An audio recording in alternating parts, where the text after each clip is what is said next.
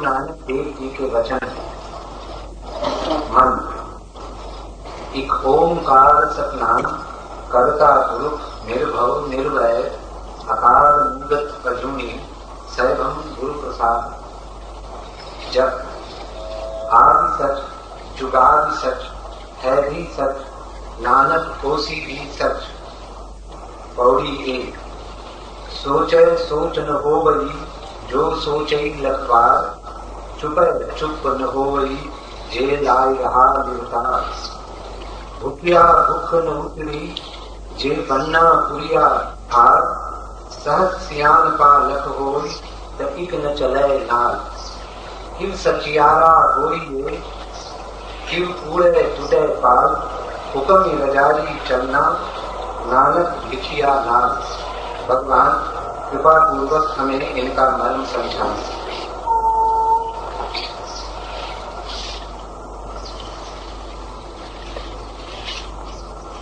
एक अंधेरी रात, भादों की अमावस, बादलों की गड़गड़ाहट, बीच बीच में बिजली का चमकना, वर्षा के झोंके, गांव पूरा सोया हुआ, बस नानक के गीत की गूंज। रात देर तक वे गाते रहे। नानक की मां डरी। आधी रात से ज्यादा बीत गई। कोई 3 बजने को हुए। नानक के कमरे का दिया जलता है। बीच बीच में गीत की आवाज आती है। नानक के द्वार पर नानक की मां ने दस्तक दी और कहा, बेटे अब सो भी जाओ, रात करीब करीब जाने को हो गई। नानक चुप हुए और तभी रात के अंधेरे में एक पपीहे ने जोर से कहा, प्यू प्यू। नानक ने कहा, सुनो मां, अभी पपीहा भी चुप नहीं हुआ, अपने प्यारे की पुकार कर रहा है, तो मैं कैसे चुप हो जाऊं? इस पपीहे से मेरी होड़ लगी है। जब तक ये गाता रहेगा, पुकारता रहेगा, मैं भी पुकारता रहूंगा। और इसका प्यारा तो बहुत पास है, मेरा प्यारा बहुत दूर है। जन्मों जन्मों गाता रहूं तो ही उस तक पहुंच सकूंगा। रात और दिन का हिसाब नहीं रखा जा सकता है। नानक ने फिर गाना शुरू कर दिया। नानक ने परमात्मा को गा गा कर पाया। गीतों से पटा है मार्ग नानक का, इसलिए नानक की खोज बड़ी भिन्न है। पहली बात समझ लेनी जरूरी है कि नानक ने योग नहीं किया, तप नहीं किया, ध्यान नहीं किया। नानक ने सिर्फ गाया और गाकर ही पा लिया। लेकिन गाया उन्होंने इतने पूरे प्राण से कि गीत ही ध्यान हो गया, गीत ही योग बन गया, गीत ही तप हो गया। जब भी कोई समग्र प्राण से किसी भी कृत्य को करता है, वही कृत्य मार्ग बन जाता है। तुम ध्यान भी करो अधूरा अधूरा तो भी ना पहुंच पाओगे। तुम पूरा पूरा पूरे हृदय से, तुम्हारी सारी समग्रता से एक गीत भी गा दो, एक नृत्य भी कर लो, तो भी तुम पहुंच जाओगे। क्या तुम करते हो ये सवाल नहीं, पूरी समग्रता से करते हो या अधूरे अधूरे, यही सवाल है। परमात्मा के रास्ते पर नानक के लिए गीत और फूल ही बिछे। इसलिए उन्होंने जो भी कहा है गाकर कहा है। बहुत मधुर है उनका मार्ग, रससिक्त। कल हम कबीर की बात कर रहे थे। सूरत कलारी भई मतवारी, मधवा पी गई बिन तौले। नानक वही है जो मधुआ को बिना तौले पी गए। फिर जीवन भर गाते रहे। ये गीत साधारण गायक के नहीं, ये गीत उसके हैं जिसने जाना है। इन गीतों में सत्य की भनक, इन गीतों में परमात्मा का प्रतिबिंब है। दूसरी बात, जप जी के जन्म के संबंध में।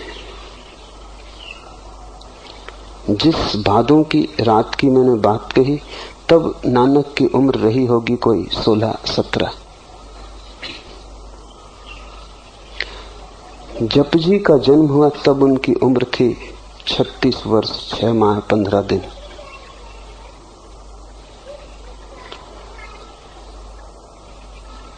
जिस घटना का मैंने उल्लेख किया, उस भादों की रात वे साधक थे और तलाश में थे। प्यारे की पुकार चल रही थी, प्यू प्यू। अभी पपीहा रट लगा रहा था, अभी ना हुआ था। जप जी का जब जन्म हुआ, ये मिलन के बाद उनका पहला उद्घोष है। पपीहा ने पा लिया अपने प्यारे को, प्यू प्यू की रटन पूरी हुई, मिलन हो गया। उस मिलन से जो पहला उद्घोष हुआ है वो जप जी है। इसलिए नानक की वाणी में जो मूल्य जप जी का है वो किसी और बात का नहीं। जप जी ताजे से ताजे खबर है उस लोक की। वहां से लौटकर उन्होंने जो पहली बात कही वो यही है। उस जगत से इस जगत में आकर जो पहले शब्द निर्मित हुए वही जप जी है। उस घटना को भी समझ लेना है। नदी के किनारे रात के अंधेरे में अपने साथी और सेवक मर्दाना के साथ वो नदी तट पर बैठे थे। अचानक उन्होंने वस्त्र उतार दिए, बिना कुछ कहे वो नदी में उतर गए। मर्दाना पूछता भी रहा, क्या करते हैं? रात ठंडी है, अंधेरी है। दूर नदी में वे चले गए। मर्दाना पीछे पीछे गया। नानक ने डुबकी लगाई। मर्दाना सोचता था कि क्षण दो क्षण में बाहर आ जाएंगे, फिर वो बाहर नहीं आए। 10-5 मिनट तो मर्दाना ने राह देखी, फिर वो खोजने लग गया कि वो कहां खो गए। फिर वो चिल्लाने लगा, फिर वो किनारे किनारे दौड़ने लगा कि कहां हो, बोलो, आवाज दो। ऐसा उसे लगा कि नदी की लहर लहर से एक आवाज आने लगी, धीरज रखो, धीरज रखो। पर नानक की कोई खबर नहीं। वो भागा गांव गया, आधी रात लोगों को जगा दिया। भीड़ इकट्ठी हो गई। नानक को सभी लोग प्यार करते थे। सभी को नानक में दिखाई पड़ती थी कुछ होने की संभावना। नानक की मौजूदगी में सभी को सुगंध प्रतीत होती थी। फूल अभी खिला नहीं था, पर कली भी तो गंध देती है। सारा गांव रोने लगा, भीड़ इकट्ठी हो गई, सारी नदी तलाश डाली। इस कोने से उस कोने लोग भागने दौड़ने लगे, लेकिन कोई पता न चला। 3 दिन बीत गए। लोगों ने मान ही लिया कि नानक को कोई जानवर खा गया, डूब गए, बह गए, किसी खाई खंड में उलझ गए। मान ही लिया कि मर गए। रोना पीटना हो गया। घर के लोगों ने भी समझ लिया कि अब लौटने का कोई उपाय न रहा। और 30 दिन रात अचानक नानक नदी से प्रकट हो गए। जब वे नदी से प्रकट हुए तो जप जी उनका पहला वचन है। ये घोषणा उन्होंने की। कहानी ऐसी है, कहता हूं कहानी। कहानी का मतलब होता है जो सच भी है और सच नहीं भी। सच इसलिए है कि वो खबर देती है सच्चाई की, और सच इसलिए नहीं है कि वो कहानी है और प्रतीकों में खबर देती है। और जितनी गहरी बात कहनी हो उतनी ही प्रतीकों की खोज करनी पड़ती है। नानक जब 3 दिन के लिए खो गए नदी में, तो कहानी है कि वे प्रकट हुए परमात्मा के द्वार में।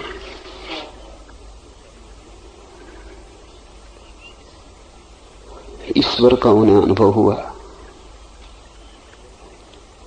जाना आंखों के सामने प्यारे को जिसके लिए पुकारते थे, जिसके लिए गीत गाते थे, जो उनके हृदय की धड़कन धड़कन में प्यास बना था, उसे सामने पाया, तृप्त हुए। और परमात्मा उन्होंने कहा अब तू जा और जो मैंने तुझे दिया है वो लोगों को बांट। जप जी उनका पहली भेंट है परमात्मा से लौटकर। ये कहानी है, इसके प्रतीकों को समझ लें। एक कि जब तक तुम न खो जाओ, जब तक तुम न मर जाओ, तब तक परमात्मा से कोई साक्षात्कार न होगा। नदी में खो कि पहाड़ में, इससे कोई फर्क नहीं पड़ता, लेकिन तुम नहीं बचने चाहिए। तुम्हारा खो जाना ही उसका होना है। तुम जब तक हो तभी तक वो न हो पाएगा। तुम ही अड़चन हो, तुम ही दीवार हो। तो ये जो नदी में खो जाने की कहानी है, तुम्हें भी खो जाना पड़ेगा, तुम्हें भी डूब जाना पड़ेगा। 3 दिन लगते हैं, इसलिए तो हम जब आदमी मर जाता है तो तीसरा मनाते हैं। तीसरा हम इसलिए मनाते हैं कि मरने की घटना पूरी होने में 3 दिन लग जाते हैं। उतना समय जरूरी है। अहंकार मरता है एकदम से नहीं, कम से कम समय 3 दिन लेता है। इसलिए कहानी में 3 दिन है कि नानक 3 दिन नदी में खोए रहे। अहंकार पूरा गल गया, मर गया। और पास पड़ोस, मित्रों, परिजनों, परिवार के लोगों को तो अहंकार ही दिखाई पड़ता है, तुम्हारी आत्मा तो दिखाई पड़ती नहीं। इसलिए उन्होंने तो समझा कि नानक मर गए। जब भी कोई सन्यासी होता है, घर के लोग समझ लेते हैं मर गया। जब भी कोई उसकी खोज में जाता है, घर के लोग मान लेते हैं खत्म हुआ, क्योंकि अब ये वही तो न रहा। टूट गई पुरानी श्रृंखला, अतीत मिटा, अब नया हुआ। बीच में 3 दिन की खाई है, इसलिए 3 दिन का प्रतीक है। 3 दिन बाद नानक लौट आए।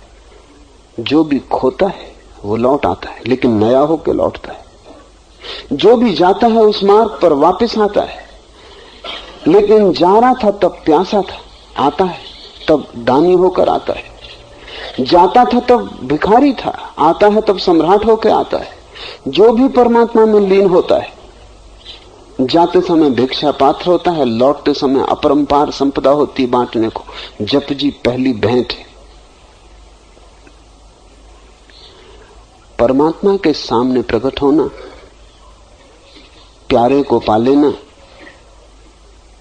इन्हें तुम बिल्कुल प्रतीक को भाषागत रूप से सच मत समझ लेना, क्योंकि कहीं कोई परमात्मा बैठा हुआ नहीं जिसके सामने तुम प्रकट हो जाओगे।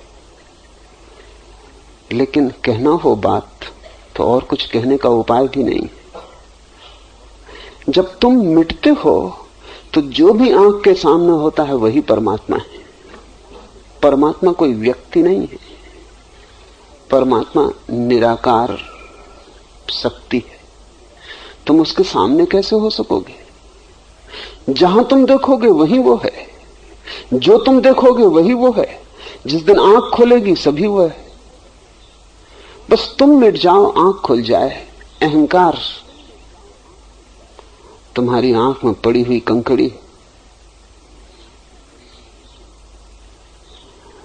उसके हटते ही परमात्मा प्रकट हो जाता है। परमात्मा प्रकट ही था, तुम मौजूद न थे।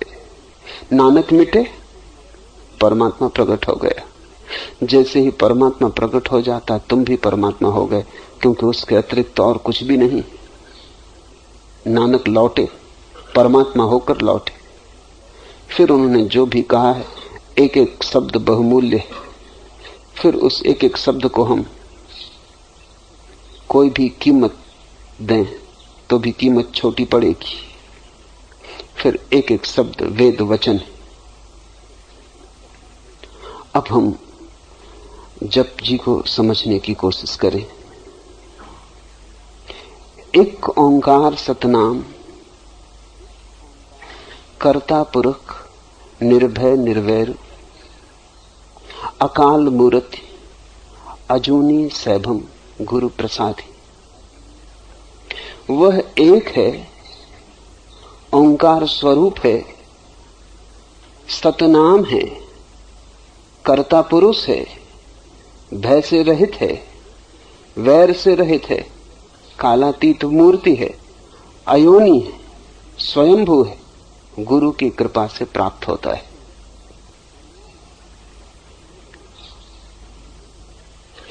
एक है, एक ओंकार सतनाम। जो भी हमें दिखाई पड़ता है वो अनेक है। जहां भी तुम देखते हो भेद दिखाई पड़ता है, जहां तुम्हारी आंख पड़ती है अनेक दिखाई पड़ता है। सागर के किनारे जाते हो लहरें दिखाई पड़ती हैं, सागर दिखाई नहीं पड़ता, हालांकि सागर ही है। लहरें तो ऊपर ऊपर है, पर जो ऊपर ऊपर है वही दिखाई पड़ता है, क्योंकि ऊपर की ही आंख हमारे पास है। भीतर को देखने के लिए तो भीतर की आंख चाहिए। जैसी होगी आंख वैसा ही होगा दर्शन। आंख से गहरा तो दर्शन नहीं हो सकता। तुम्हारे पास आंख ही ऊपर की है तो लहरों को देख के लौट आओगे और लोगों से कहोगे कि सागर हो आया। सागर में जाने का ये ढंग नहीं। किनारे से तो दिखाई पड़ेंगी लहरें, सागर में हो तो डूबना ही पड़े। इसलिए तो कहानी है कि नानक नदी में डूब गए। लहरों में नहीं है वो, नदी में है। लहरों में नहीं है, सागर में है। ऊपर ऊपर तो लहरें होंगी। तट से तुम देख के लौट आओगे तो तुम जो खबर दोगे वो गलत होगी। तुम कहोगे कि सागर हो आया। सागर तक गए नहीं, तट पर तो सागर नहीं है, वहां से तो लहरें दिखाई पड़ सकती हैं। लहरों का जोड़ भी सागर नहीं है, जोड़ से भी ज्यादा है सागर। और जो मौलिक भेद है वो ये है कि लहर अभी है, क्षण भर बाद नहीं होगी, क्षण भर पहले नहीं थी। एक सूफी फकीर हुआ जुन्नैद, बहुत प्रेम करता था अपने बेटे को। फिर बेटा अचानक मर गया किसी दुर्घटना में, तो दफना आया। पत्नी थोड़ी हैरान हुई। पत्नी सोचती थी कि बेटा मरेगा तो जुन्नैद पागल हो जाए, इतना प्रेम करता था बेटे को। लेकिन जैसे जुन्नैद को कुछ हुआ ही नहीं, जैसे बेटा मरा ही नहीं, जैसे कोई बात ही नहीं, जुन्नैद वैसा ही रहा। आखिर सांझ होते होते जब लोग विदा हो गए सहानुभूति प्रकट करके, तो पत्नी ने पूछा कि कुछ दुख नहीं हुआ तुम्हें? मैं तो सोचती थी तुम टूट जाओगे, इस बेटे से तुम्हें इतना प्रेम था। जुन्नैद ने कहा कि एक क्षण को धक्का लगा था, फिर मुझे याद आया जब ये बेटा नहीं था तब भी मैं था और खुश था। जब ये बेटा नहीं था तब भी मैं था और खुश था। अब ये बेटा नहीं है तो दुख होने का क्या कारण? फिर वैसे हो गया जैसे पहले था। बेटा बीच में आया और गया, न पहले दुखी था तो अब दुखी होने का क्या कारण? बिना बेटे के मजे में था, अब फिर बिना बेटे के हूं, फर्क क्या है? बीच का एक सपना टूट गया। जो बनता है और मिट जाता है वो सपना है, जो आता है और चला जाता है वो सपना है। लहरें सपना है, सागर सच है। अनेक लहरें हैं, एक सागर है। हमें अनेक दिखाई पड़ता है, और जब तक एक ना दिखाई पड़ जाए तब तक हम भटकते रहेंगे, क्योंकि एक ही सच है, एक ओंकार सतनाम। और नानक कहते हैं कि उस एक का जो नाम है वही ओंकार है। और सब नाम तो आदमी के दिए हैं। राम कहो, कृष्ण कहो, अल्लाह कहो, ये नाम आदमी के दिए, ये हमने बनाए, सांकेतिक। लेकिन एक उसका नाम है जो हमने नहीं दिया, वो ओंकार है, वो ओम है। क्यों ओंकार उसका नाम है? क्योंकि जब सब शब्द खो जाते हैं और चित्त शून्य हो जाता है, और जब लहरें पीछे छूट जाती हैं और सागर में आदमी लीन हो जाता है, तब भी ओंकार की धुन सुनाई पड़ती रहती। वो हमारी की हुई धुन नहीं, वो अस्तित्व की धुन है, वो अस्तित्व की ही लय है। अस्तित्व के होने का ढंग ओंकार है, वो किसी आदमी का दिया हुआ नाम नहीं। इसलिए ओम का कोई भी अर्थ नहीं होता। ओम कोई शब्द नहीं है, ओम ध्वनि है, और ध्वनि भी अनूठी है।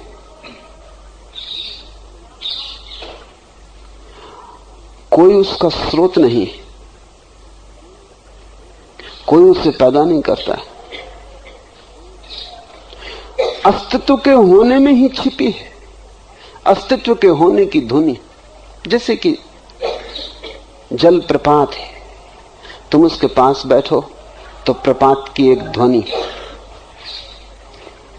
लेकिन वो ध्वनि पानी और चट्टान की टक्कर से पैदा होती।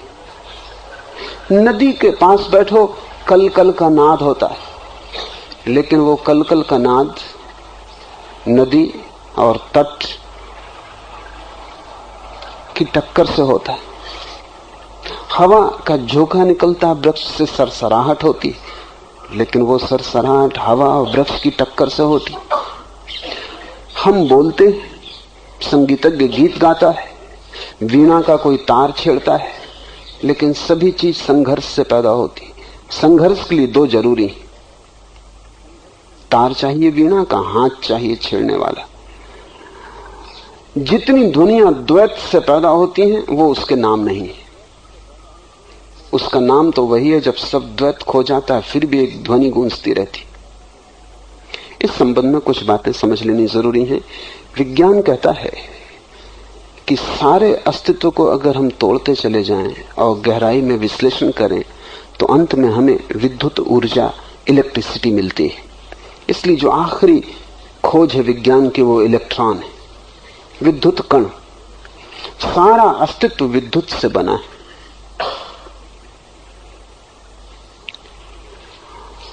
अगर हम विज्ञान से पूछें कि ध्वनि किससे बनी है तो विज्ञान कहता है वो भी विद्युत से बनी है।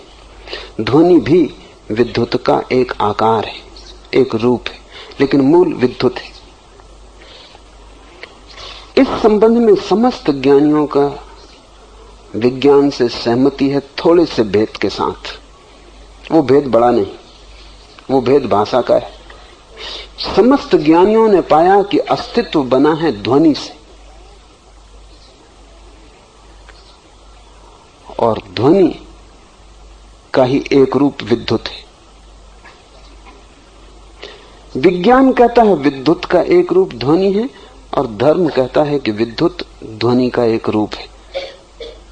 इतना ही फासला है, मगर यह फासला ऐसा ही दिखाई पड़ता है जैसे गिलास आधा भरा हो। कोई कहे आधा भरा है, कोई कहे आधा खाली। विज्ञान की पहुंच का द्वार अलग है। विज्ञान ने पदार्थ को तोड़ तोड़ कर विद्युत को खोजा है। ज्ञानियों की पहुंच का मार्ग अलग है। उन्होंने अपने को जोड़ जोड़ कर, तोड़कर नहीं, अपने को जोड़ जोड़ कर अखंड को पाया, और उस अखंड में एक ध्वनि पाई है। जब कोई व्यक्ति समाधिस्थ हो जाता है तो ओंकार की ध्वनि गूंजती है। वो अपने भीतर उसे गूंजते पाता है, अपने बाहर गूंजते पाता है। सब सारे लोग उससे व्याप्त मालूम होते हैं। चकित हो जाता है पहली बार जब घटता है, क्योंकि वो देखता है मैं तो बोल नहीं रहा, मैं तो कुछ कर नहीं रहा, ये ध्वनि कहां से आ रही है। तब वो अनुभव करता है कि ये होने की ध्वनि, ये किसी टक्कर से पैदा नहीं हो रही, ये आहत ध्वनि नहीं है, अनाहत नाद है। नानक कहते हैं वही एक उसका नाम है, ओंकार। नानक बहुत बार नाम शब्द का प्रयोग करेंगे, इसे स्मरण रखना कि जब भी वो कहते हैं उसका नाम, और उसका नाम ही मार्ग है, और उसके नाम की रटन में जो डूब जाएगा, उसके नाम में जो डूब जाएगा वो उसे पालेगा। तो ध्यान रखना, नाम जब भी नानक कहते हैं तब उनका इशारा ओंकार की तरफ है, क्योंकि वही एक उसका नाम है जो हमने नहीं दिया, जो उसका ही है। हमारे दिए हुए नाम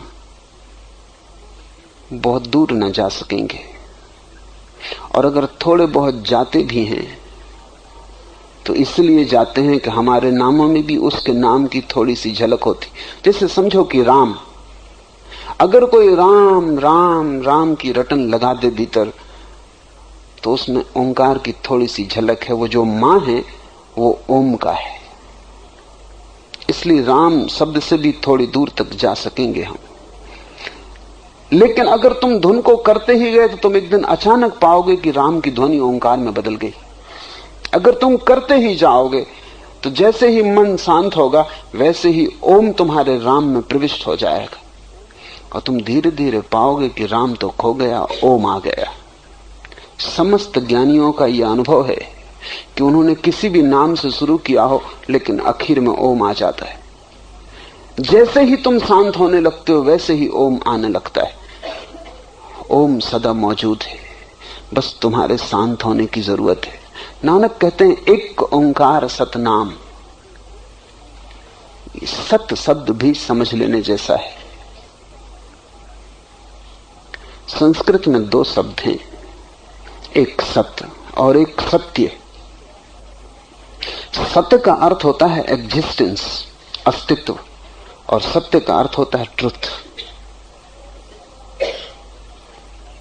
दोनों में बड़ा फर्क है। दोनों का मूल धातु तो एक है, सच, सत्य, सत्य, सबकी मूल धातु एक है, लेकिन थोड़े से फर्क हैं, वो समझ लेने जरूरी है। सत्य तो दार्शनिक की खोज है। वो खोजता है कि सत्य क्या है, व्हाट इज ट्रुथ। जैसे दो दो मिलके चार होते हैं, ये सत्य है कि दो दो मिलके पांच नहीं होते, दो दो मिलके तीन नहीं होते, दो दो मिलके चार होते। ये गणित का सूत्र सत्य है, लेकिन सत्य नहीं है, क्योंकि ये मनुष्य का ही हिसाब है। This is true but not existential. दो दो मिलके चार होते हैं, ये मनुष्य की ही ईजाद है। ये सत्य तो है, सच नहीं है, सत्य नहीं है। तुम सपना देखते हो रात, सपना सत्य तो है, सत्य नहीं है। सपना है तो, नहीं तो देखोगे कैसे। होना तो है, लेकिन तुम ये नहीं कह सकते कि सत्य है, क्योंकि सुबह तुम पाते हो कि ना होने के बराबर है। लेकिन हुआ जरूर, सपना घटा। तो दुनिया में ऐसी घटनाएं हैं जो सत्य हैं और सत्य नहीं, और ऐसी भी घटनाएं हैं जो सत्य हैं लेकिन सत्य नहीं। गणित सत्य है, सत्य नहीं। गणित का एक निष्कर्ष सत्य हो सकता है, सत्य नहीं। सपना है, सपना सत्य है, सत्य नहीं। परमात्मा दोनों है, सत्य भी सत्य भी।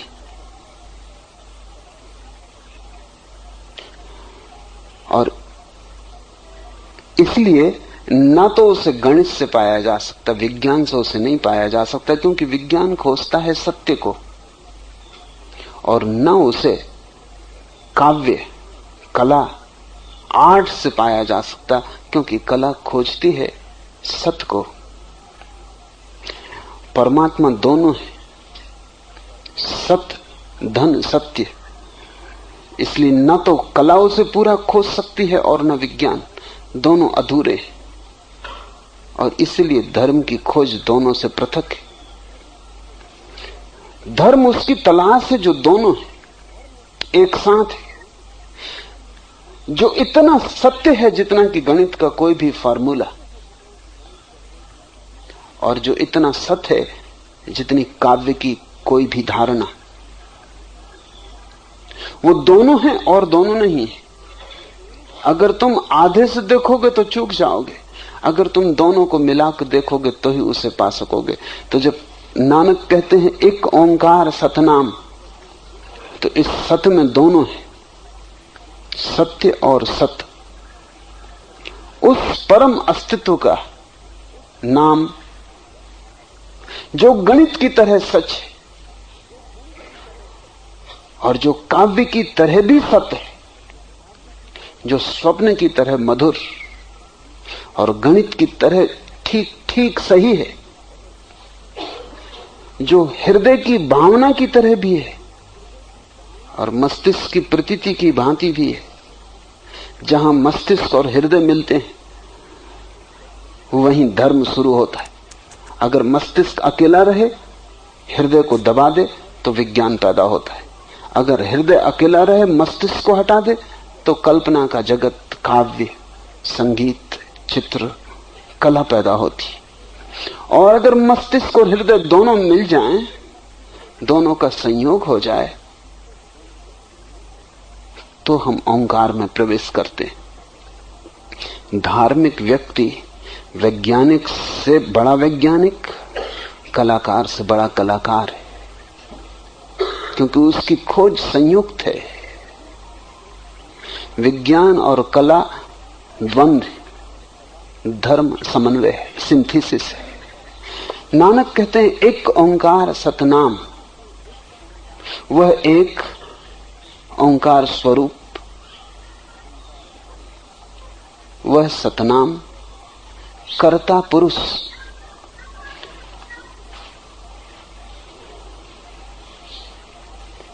ये जो शब्द हैं, इन्हें ऊपर से समझोगे तो भ्रांतियां होंगी।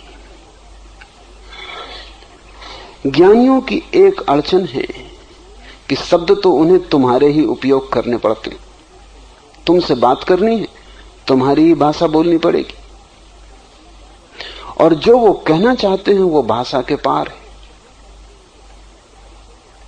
जो वो कहना चाहते हैं वो तुम्हारी भाषा में आ नहीं सकता। तुम्हारी भाषा बहुत संकीर्ण, वो बहुत विराट।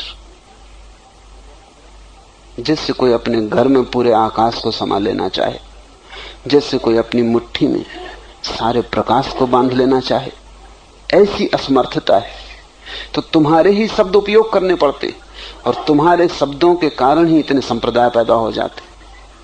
क्योंकि बुद्ध नानक से 2000 साल पहले हुए, तो बुद्ध दूसरी भाषा का उपयोग करते हैं जो प्रचलित थी, जो लोग समझते थे। कृष्ण और 2000 साल पहले बुद्ध से हुए, वो और दूसरी भाषा का उपयोग करते हैं जो लोग समझते थे। मोहम्मद और दूसरी भाषा का उपयोग करते हैं, क्योंकि दूसरी हवा, दूसरा मुल्क, दूसरे ढंग के लोग। महावीर अलग, जीसस अलग। भाषाओं के भेद हैं। भाषा तुम्हारी वजह से अलग है, अन्यथा ज्ञानियों में कोई भी भेद नहीं। नानक जो भाषा का उपयोग कर रहे हैं वो नानक के समय समझी जा सकती थी। तो नानक कहते हैं कर्ता पुरुष, वही बनाने वाला। लेकिन तत्क्षण हमें ख्याल आता है कि अगर वही बनाने वाला है और हम बनाए गए हैं तो द्वैत हो गया। और नानक तो शुरू में ही इंकार कर दिए हैं कि वह एक है।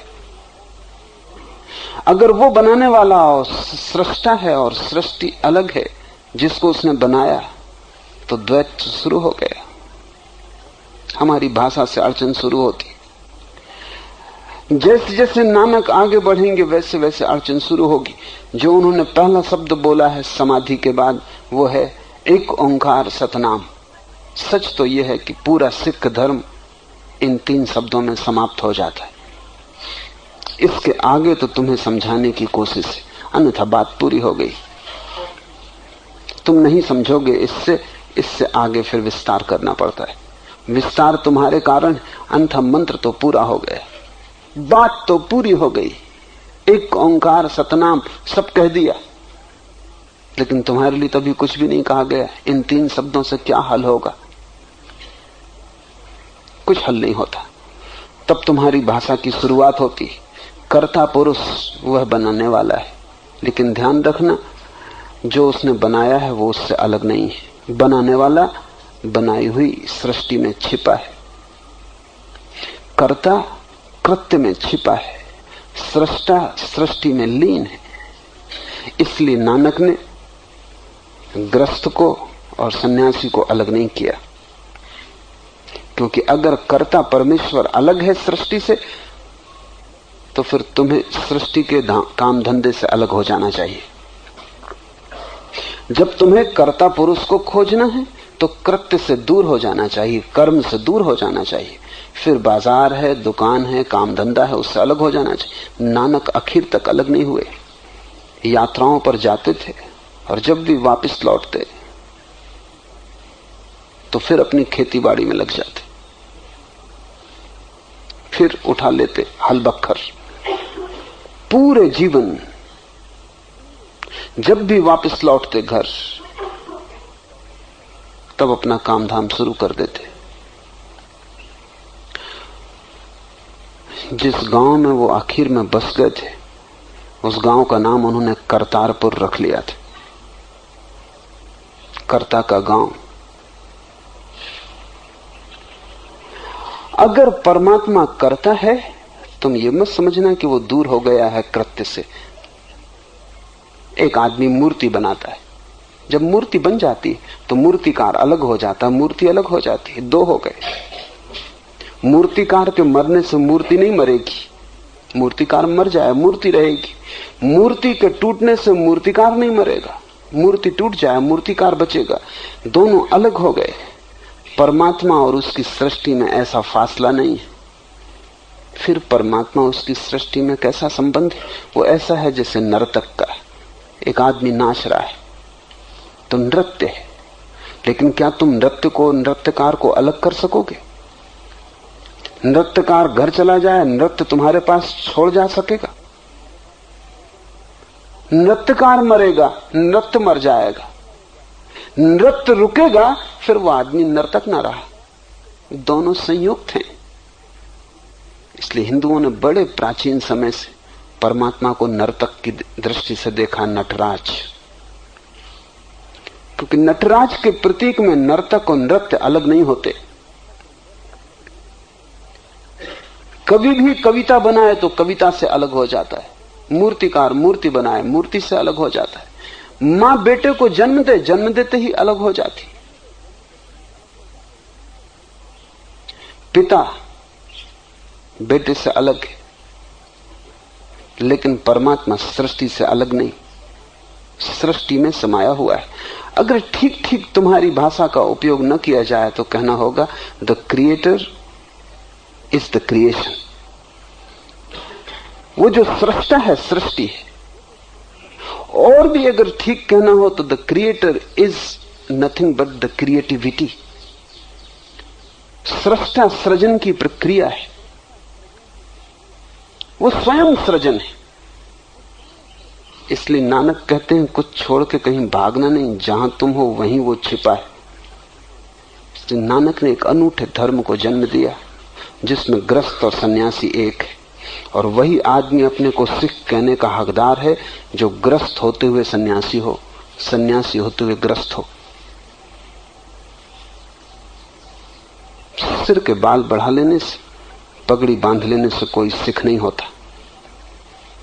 सिख होना बड़ा कठिन है, ग्रस्त होना आसान है, सन्यासी होना आसान है।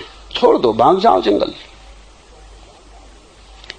सिख होना कठिन, क्योंकि सिख का अर्थ है सन्यासी ग्रस्त एक साथ रहना, घर में और ऐसे रहना जैसे नहीं हो, रहना घर में और ऐसे रहना जैसे हिमालय पर हो, करना दुकान लेकिन याद परमात्मा की रखना, गिनना रुपए नाम उसका लेना।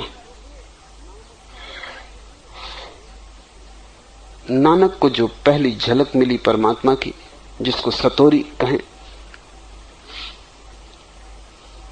इस नदी में 3 दिन डूबकर तो जो घटना घटी वो समाधि की है। उसके बाद तो वे परम पुरुष हो गए। पर उसके पहले अनेक छोटी छोटी झलकें मिली। जो पहली झलक नानक को मिली वो मिली एक दुकान पर, जहां वो तराजू से गेहूं और अनाज तौल रहे थे। अनाज तौल के किसी को दे रहे थे। तराजू में भरते और डालते कहते 1, 2, 3, 10, 11, 12, फिर पहुंचे वो 13। तो पंजाबी में 13 का जो रूप है वो 13। उन्हें याद आ गई परमात्मा की। 13 दाइन, दाऊ, धुन बन गई। फिर वो तौलते गए, लेकिन संख्या 13 से आगे ना बढ़ी। भरते तराजू में डालते हो कहते 13, भरते तराजू में डालते हो कहते 13, क्योंकि आखिरी पड़ाव आ गया। 13 के आगे कोई संख्या है, मंजिल आ गई। 13 पर सब समाप्त हो गया। लोग समझे कि पागल हो गए। लोगों ने रोकना भी चाहा, लेकिन वो तो किसी और लोक में। वो तो कहे जाते हैं 13, डाले जाते हैं तराजू से, तौले जाते हैं और 13 से आगे नहीं बढ़ते। 13 से आगे बढ़ने को जगह भी कहां है? 2 ही तो पड़ाव हैं, या तो मैं या तू। मैं से शुरुआत है, तू पर समाप्ति है।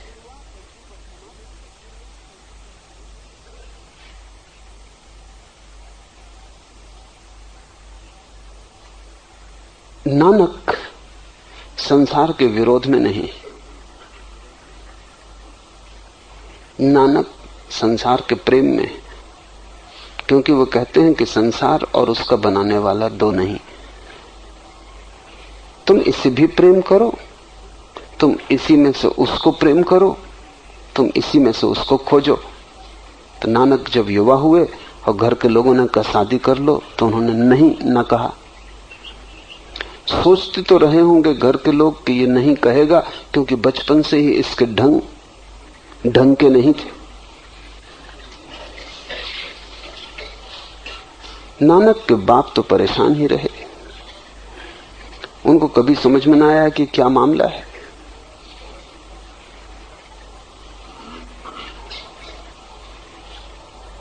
भजन में, कीर्तन में, साध संगत में भेजा बेटे को सामान खरीदने दूसरे गांव। 20 रुपए दिए थे, सामान तो खरीदा, लेकिन रास्ते में साधु मिल गए, वो भूखे थे। बाप ने चलते वक्त कहा था सस्ती चीज खरीद लाना और इस गांव में आके महंगे बेच देना, यही धंधे का गुर है। दूसरे गांव से सस्ते में खरीदना, यहां आके महंगे में बेच देना। यहां जो चीज सस्ती हो खरीदना, दूसरे गांव में महंगे में बेच देना, यही लाभ का रास्ता है। तो कोई ऐसी चीज खरीद के लाना जिसमें लाभ हो। नानक लौटते थे, खरीद कर मिल गई साधुओं की एक जमात। वो 5 दिन से भूखे थे। नानक ने पूछा कि भूखे बैठे हो, उठो कुछ करो, जाते क्यों नहीं गांव में? उन्होंने कहा यही हमारा व्रत है कि जब उसकी मर्जी होगी वो देगा। तो हम आनंदित थे, भूख से कोई अंतर नहीं पड़ता। तो नानक ने सोचा कि इससे ज्यादा लाभ की बात क्या होगी कि इन परम साधुओं को ये भोजन बांट दिया जाए जो मैं खरीद लाया हूं। बाप ने यही तो कहा था कि कुछ काम लाभ का करो। बांट दिया। साथी था साथ में, मित्र था साथ में, उसका नाम बाला था। उसने कहा क्या करते हो, दिमाग खराब हुआ है? नानक ने कहा यही तो कहा था पिता ने कि कुछ लाभ का काम करना है, इससे ज्यादा लाभ क्या होगा। बांट के बड़े प्रसन्न घर लौट आए। इसलिए कहता हूं ढंग के न थे।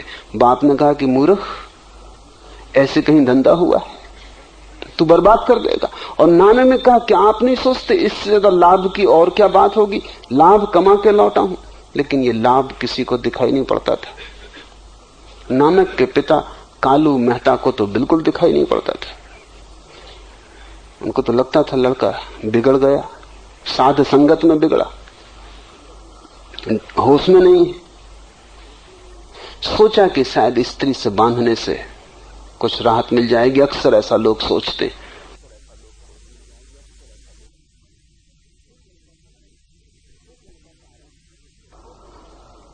सोचने का कारण है क्योंकि सन्यासी स्त्री को छोड़ के भागते। तो अगर किसी को ग्रस्त बनाना हो तो स्त्री से बांधो। पर नानक पे ये तरकीब काम ना आई, क्योंकि ये आदमी किसी चीज के विरोध में न था। बाप ने कहा शादी कर लो, नानक ने कहा अच्छा।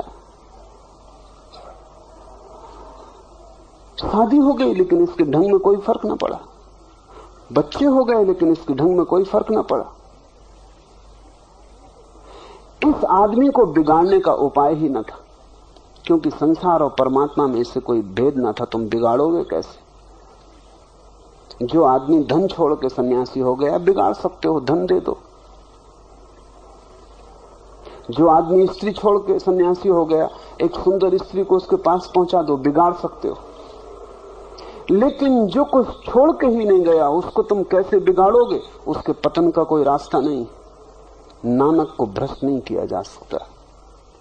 इसलिए मैं भी पक्ष में हूं कि सन्यासी तो नानक के ही होने चाहिए, क्योंकि सन्यासी वही परम जिसको भ्रष्ट न किया जा सके। भ्रष्ट तुम उसी को न कर सकोगे जो ठीक तुम्हारे संसार में बैठा है और फिर भी वहां नहीं है। तुम उसे कैसे भ्रष्ट करोगे? उसने सब उपाय तोड़ दिए। वो परमात्मा जिसे नानक कहते हैं कर्ता पुरुष, भय से रहित, क्योंकि भय तो वही होता है जहां दूसरा हो। पश्चिम में ज्ञापाल शास्त्र का एक वचन बहुत प्रसिद्ध हो गया है। वो वचन है, द अदर इज हेल, दूसरा नरक है। तुम्हारा भी अनुभव यही है। कितनी बार तुम नहीं चाहते हो कि अकेला छूट जाऊं? दूसरा उपद्रव है। मित्र हो तो थोड़ा कम उपद्रव है, शत्रु हो तो थोड़ा ज्यादा उपद्रव है, अपना हो तो थोड़ा कम उपद्रव है, पराया हो तो ज्यादा उपद्रव है, लेकिन दूसरा उपद्रव है। भय क्या है? दूसरे का भय है। कोई छीन ना ले, कोई सुरक्षा ना तोड़ दे। फिर मौत आ रही, वो भी दूसरी है। बीमारी आ रही, वो भी दूसरी है। भय क्या है? तुम दूसरे से घिरे हो, यही तुम्हारा नरक है। द अदर इज हेल, दूसरा नरक है।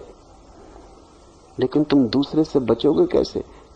हिमालय पे भी जाके बैठ जाओ तो भी तुम अकेले ना हो पाओगे। बैठोगे वृक्ष के नीचे, कौआ बीट कर देगा, गुस्सा कौए पे आ जाएगा। बैठोगे, वर्षा आ जाएगी, धूप आ जाएगी। दूसरे से तुम भागोगे कहां?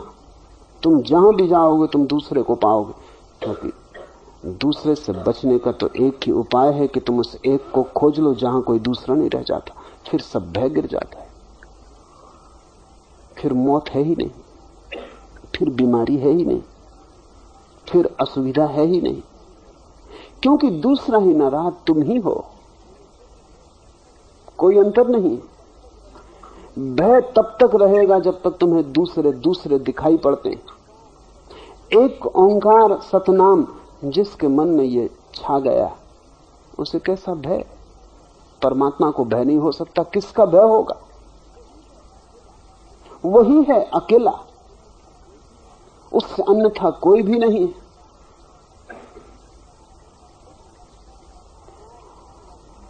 अकाल, भय से रहित, वैर से रहित, कालातीत, अकाल मूर्ति,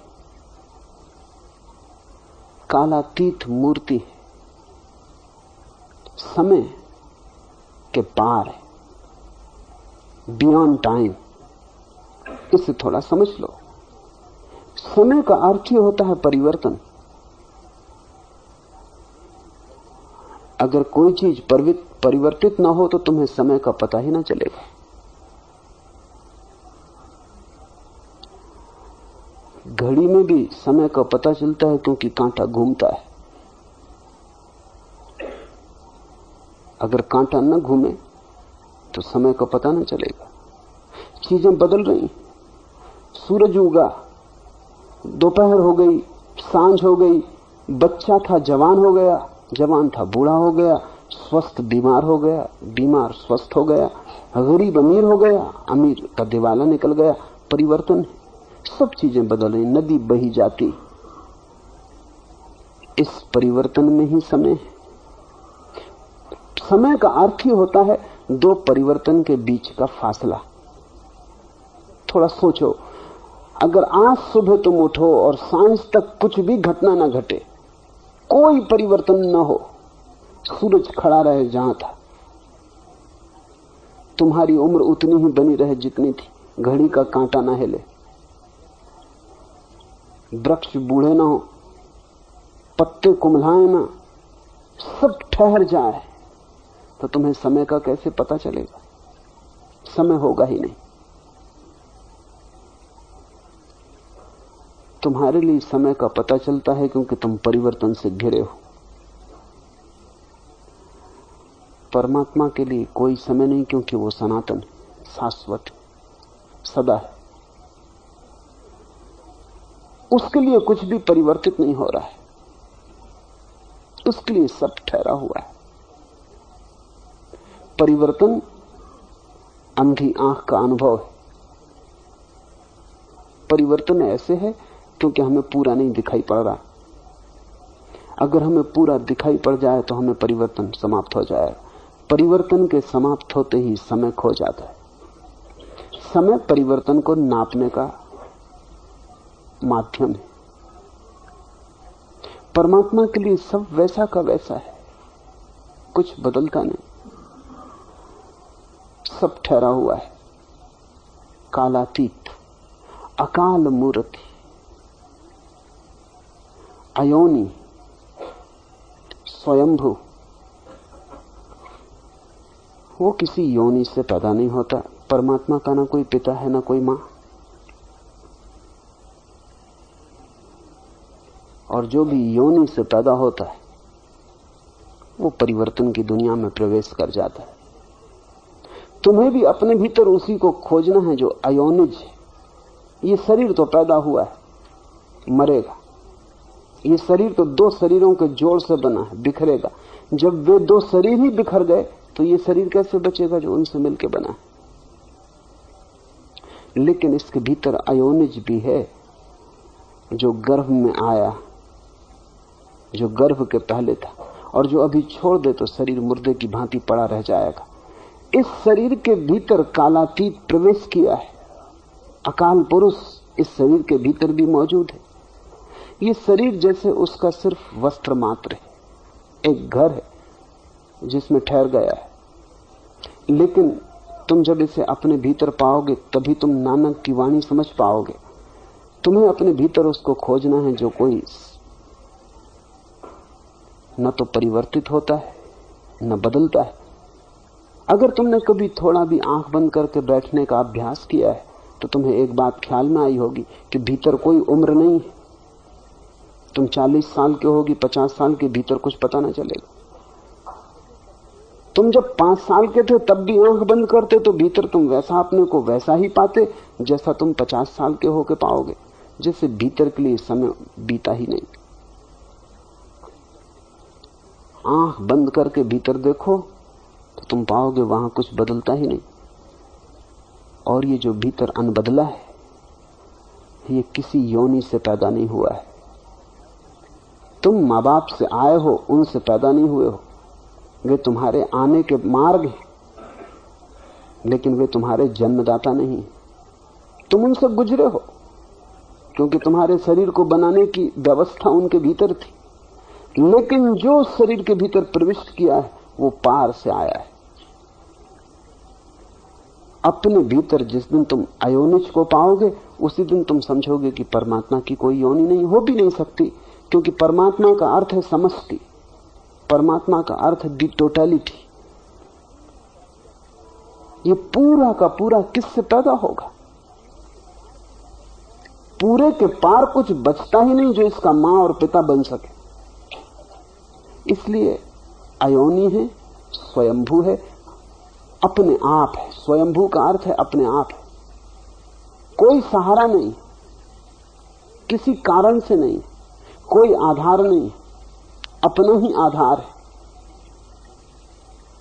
तुम भी जिस दिन अपने भीतर इस बात की थोड़ी सी झलक पाओगे उसी दिन मुक्त होगे चिंता से। तुम्हारी चिंता क्या है? चिंता यही है कि हर चीज का आधार है और हर चीज का आधार छीना जा सकता है। छीनने से चिंता है, छीनने के ख्याल से चिंता। आज धन है, कल ना होगा, फिर तुम क्या करोगे? धन के कारण अमीर हो, अपने कारण अमीर नहीं हो। सन्यासी अपने कारण अमीर है, उससे तुम छीन नहीं सकते। बुद्ध से तुम क्या छीनोगे? नानक से तुम क्या छीनोगे? कुछ भी छीन के तुम नानक को कम न कर पाओगे।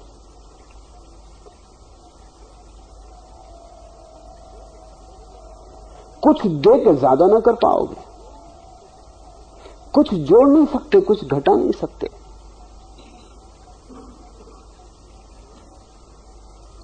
नानक जो भी हैं उस परम सहारे के साथ है, तुम्हारा कोई सहारा नहीं। और वो परम सहारा अलग नहीं। परमात्मा निराधार है, तुम भी निराधार हो। और जिस दिन तुम निराधार होने को राजी हो जाओगे उसी दिन परमात्मा और तुम्हारा मिलन हो जाएगा। ये जो परमात्मा की व्याख्या है, ये व्याख्या दार्शनिक की व्याख्या नहीं है। ये व्याख्या साधक के लिए, ताकि तुम समझ जाओ कि परमात्मा के ये लक्षण, और अगर तुम्हें परमात्मा को पाना है तो इन्हीं लक्षणों को तुम्हें अपनी साधना बना लेना। छोटे रूप में तुम्हें परमात्मा होने की कोशिश में लग जाना है। जैसे जैसे तुम उसके समान होने लगोगे वैसे वैसे तालमेल बैठने लगेगा, दोनों के बीच धुन बजने लगेगी। अयोनी स्वयंभू है, वह गुरु कृपा से प्राप्त होता है। क्यों कहते हैं गुरु कृपा से? क्या मनुष्य का अपना श्रम काफी नहीं? इस संबंध में एक सूक्ष्म बात समझ लेनी जरूरी, क्योंकि नानक गुरु पर बहुत जोर देंगे। गुरु के बिना तो मिल ही नहीं सकता परमात्मा, वो कहेंगे। क्या कारण? अगर परमात्मा मौजूद है तो सीधा सीधा मैं उससे मिल क्यों नहीं सकता? गुरु के बीच में लेने की जरूरत क्या है? कृष्णमूर्ति कहते हैं गुरु की कोई जरूरत नहीं। बुद्धि को, तर्क को ठीक भी मालूम पड़ता है, क्या जरूरत? जब परमात्मा मौजूद है, मैं भी परमात्मा से पैदा हुआ, गुरु भी परमात्मा से पैदा हुआ, तो गुरु को बीच में क्यों खड़ा करना? क्या आवश्यकता है? मन तो ये चाहता भी है कि गुरु बीच में खड़ा न किया जाए। इसलिए कृष्णमूर्ति के आसपास अहंकारी लोगों की जमात इकट्ठी हो गई। कृष्णमूर्ति बिल्कुल ठीक कहते हैं, गुरु की जरूरत नहीं। अगर तुम अपने अहंकार को खुद ही गिराने में समर्थ हो जाओ, लेकिन अपने अहंकार को गिराना वैसा ही कठिन है जैसे अपने ही जूते के बंद को पकड़ के खुद को उठाना। अपने अहंकार को गिराना वैसे ही मुश्किल है जैसे कुत्ता अपनी ही पूंछ को पकड़ने की कोशिश करे। जितने जोर से छलांग लगाता उतनी जोर से पूंछ भी छलांग लगाती। अपने अहंकार को तुम गिराओगे कैसे? अगर गिरा सकते हो तो कृष्णमूर्ति ठीक कहते हैं, बिल्कुल ठीक कहते हैं, कोई भी जरूरत नहीं है किसी गुरु की। लेकिन वहीं सारी उलझन है। अगर तुम अपने अहंकार को गिराने में समर्थ भी हो जाओ और ये कहो कि मैंने अपना अहंकार गिरा दिया, तो ये नया अहंकार पैदा होगा। ये पुराने से ज्यादा खतरनाक है। गुरु की इसलिए जरूरत है कि ये दूसरा अहंकार पैदा ना हो सके। तुम कहोगे गुरु प्रसाद से, तुम ये अहंकार नहीं तो तुम ये बना लोगे कि मैं कितना विनम्र, मुझ जैसा कोई भी विनम्र नहीं। अब ये मैंने नए रास्ते पकड़े, ये अहंकार ने नई तरकीबें खोजी। कल कहता था मुझसे धनी कोई भी नहीं, अकड़। आज कहता है मुझसे विनम्र कोई भी नहीं, अकड़। वही रस्सी जल गई, अकड़ रह गई। अकड़ को कौन मिटाएगा? इसलिए नानक का जोर है, परमात्मा को पाने में तो कोई अड़चन नहीं, सीधे ही पाया जा सकता है, क्योंकि वो सामने ही मौजूद है, तुम्हारी नाक के बिल्कुल सीध में। जहां तुम जाते हो सब तरफ वो मौजूद है। लेकिन एक अड़चन है, और वो अड़चन ये है कि तुम भीतर खड़े हो, इसे तुम कैसे गिराओगे? इसलिए गुरु प्रसाद से साधक श्रम करेगा, लेकिन धारणा यही रखेगा, होगा गुरु के कृपा से। ये जो गुरु कृपा की धारणा है, ये तुम्हारे अहंकार को बनने न देगी, पुराने को गिरा देगी, नए को बनने न देगी। अन्यथा एक बीमारी जाती है, दूसरी उसकी जगह खड़ी हो जाती। और इसलिए एक बड़े मजे की घटना घटी है। कृष्णमूर्ति के पास अहंकारियों की जमात इकट्ठी हो गई। वो जमात उन लोगों की है जो किसी के सामने झुकना नहीं चाहते। उनको बिल्कुल राहत मिल गई, किसी के चरण नहीं छूना चाहते, उनको बड़ा सहारा मिल गया। उन्होंने कहा गुरु की कोई जरूरत ही नहीं, हम खुद ही पालेंगे। और यही अड़चन है। अगर नानक जैसा व्यक्ति कृष्णमूर्ति के पास हो, रामकृष्ण जैसा व्यक्ति कृष्णमूर्ति के पास हो, तो कोई अड़चन नहीं। लेकिन जो लोग इकट्ठे होते हैं वे वही लोग हैं जो अहंकार गिराने में असमर्थ हैं। इनको गुरु की जरूरत है। ये बड़े मजे की घटना है। कृष्णमूर्ति के पास जितने लोग हैं उनको गुरु की जरूरत है। नानक के पास जितने लोग थे बिना गुरु के भी पा सकते थे। कहोगे कि मैं पहेली खड़ी कर रहा हूं। नानक के पास जो लोग थे बिना गुरु के पा सकते थे, क्योंकि वो तैयार थे गुरु प्रसाद को स्वीकार करने को, वो तैयार थे अपने को छोड़ने को। पाया तो बिना गुरु के जाता है, लेकिन गुरु की धारणा तुम्हारे अहंकार को गिराने में सहयोगी हो जाती। तुम अकड़ से नहीं भरते, नहीं तो तुम कहोगे शीर्षासन करता हूं 3 घंटे, सुबह ध्यान करता हूं। एक पत्नी मेरे पास आई और उसने कहा कि मेरे पति आपके पास आते, उन्हें कुछ समझाइए, अब हद हो गई। सिख हैं पति। तो क्या हुआ? उसने कहा कि वो रात 2 बजे से उठाते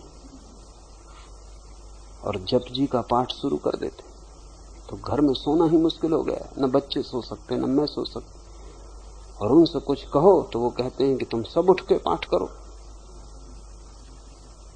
तो क्या करना? मैंने पति को बुलाया, वो मेरे पास आते थे। मैंने उनसे पूछा कि कब उठ के पाठ करते हैं? उन्होंने कहा कि बस सुबह प्रभात काल में, बस 2 बजे सुबह उठाता हूं। उनके लिए 2 बजे सुबह है। तो मैंने कहा कि तुम्हारी जो सुबह है दूसरों के लिए बहुत खतरनाक हो गई। वो बोले वो उनकी गलती, उनको सबको उठना चाहिए, आलसी हैं, काहिल हैं, सुस्त। और मैं तो सबकी सेवा ही कर रहा हूं, जोर से जप जी का पाठ करता हूं। मोहल्ले पड़ोस के लोगों के कान में भी पड़ जाती आवाज।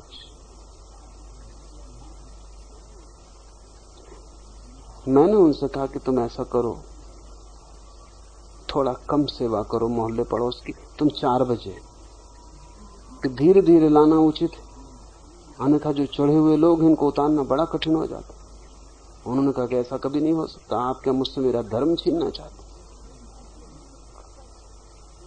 अब यही उनकी अकड़ है कि उन जैसा पाठ करने वाला कोई नहीं। और वही अकड़ बांधा है कि जीवन भर दोहराते रहो जप जी को। असली सवाल तो अकड़ का मिटना है। इसलिए नानक बार बार कहेंगे कि क्या तुम करते हो उससे कुछ भी ना होगा जब तक कि तुम न मिट जाओ। ये गुरु की धारणा स्वयं को मिटाने की बड़ी कीमिया है, क्योंकि करो तुम कुछ, कहते तुम हो गुरु प्रसाद से, उसकी कृपा से हो रहा है। मैं कर रहा हूं, बस अड़चन खड़ी हो जाएगी। अगर तुम अपने मैं को बिना किसी के सहारे के गिरा दो तो गुरु की कोई जरूरत नहीं। लेकिन करोड़ में कभी कोई एक व्यक्ति बिना गुरु के गिरा पाता है, इसलिए वो अपवाद है, उसको हमें गिनती में लेना नहीं चाहिए, उसके कारण नियम नहीं बनाना चाहिए। कभी कभी ऐसा हो जाता है, कोई व्यक्ति बिना गुरु के गिरा देता है, पर उसके लिए बड़ी गहरी समझ चाहिए जो तुम्हारे पास नहीं है। उसके लिए इतनी गहरी समझ चाहिए कि वो अहंकार को आंख के सामने खड़ा करके देख ले और सिर्फ देखने से अहंकार गिर जाए। उसके लिए वैसी आंख चाहिए जैसे शिव के पास, कि कामदेव को देख लिया और कामदेव भस्म हो गए। इतनी अवेयरनेस, इतना होश चाहिए। कोई बुद्ध, कोई कृष्णमूर्ति कभी इतनी त्वरा से देख लेता है कि उसके देखने की उस तीव्रता में ही सब गिर जाता है। फिर दूसरा भाव पैदा नहीं होता, क्योंकि सब राख ही गिर गई। उसे ख्याल ही नहीं होता कि मैंने कुछ किया है। हुआ। लेकिन तुम तो कुछ भी करोगे तो भीतर एक धुन बजती रहती, मैंने किया है। भजन करो तो मैंने किया है, ध्यान करो तो मैंने किया है, पूजा करो तो मैंने की है। तुम्हारा मैं तो हर तरफ से बनता है।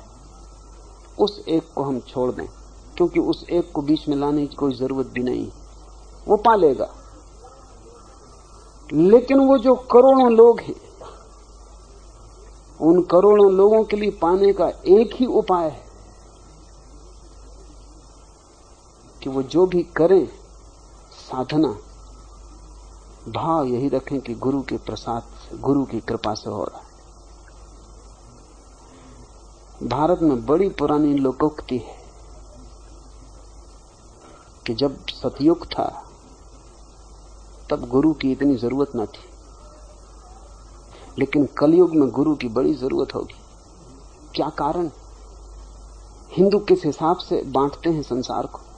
सतयुग वे कहते हैं उस समय को जब लोग बड़े सचेत थे, बड़े सावधान थे, और कलयुग कहते हैं उस युग को जब लोग बड़े सोए हुए हैं, मूर्छित। इसलिए बुद्ध का या महावीर का धर्म उतने काम का नहीं है आज जितना नानक का धर्म। नानक का धर्म नवीनतम धर्म है, हालांकि उसको भी 500 साल हो गए, वो भी काफी पुराना हो गया और नया चाहिए। क्योंकि बुद्ध और महावीर जिनसे बात कर रहे थे वे हमसे ज्यादा सचेत लोग थे, वे हमसे ज्यादा प्रबुद्ध लोग थे, वे हमसे ज्यादा सरल लोग थे। फिर कृष्ण जिनसे बात कर रहे थे वे और भी सरल लोग थे। जैसे हम पीछे जाते हैं वैसे सरलता है।